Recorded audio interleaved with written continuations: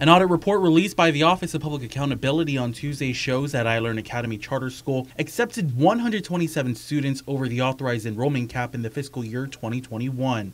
Following a couple of discussions with the Guam legislature, Rachel O'Carroll State, the chief academic officer, says that they weren't in the wrong due to verbal approvals from lawmakers. In both sessions, they had given us the green light to go ahead, the verbal assurance that we would be approved for 740, because at the time we were still only approved for 620. So in June and July, which are the busiest months for enrollment because school starts in August, we went ahead and enrolled the additional 127 students. Then when the budget came out, I believe in August of that school year, we had noticed that our enrollment cap was still at 620.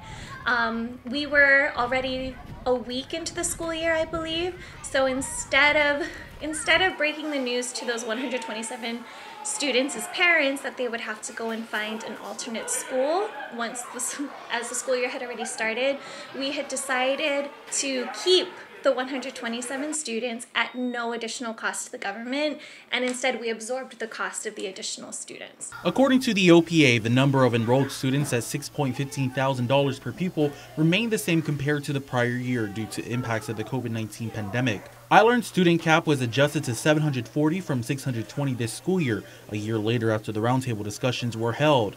Meanwhile, the audit report conducted by independent auditors Ernst & Young LLP also indicates an audit adjustment of $191,000 due to non-compliance with the policy. The policy that iLearn has is any item or equipment that is worth $500 or more is considered a capital asset, and we have to itemize it. What ended up happening was when we had written into each grant additional one-to-one devices and their accessories, we had listed those items as a system, so as a whole unit. And so what ended up happening is when we got audited, what we should have done was for those different accessories individually, they should have been itemized individually, which would have been less than $500. And so those should have been listed as expense instead of assets. Sake says that iLearn will follow the policy moving forward. Reporting for KUAM News, Guahu si Isaiah Ugn.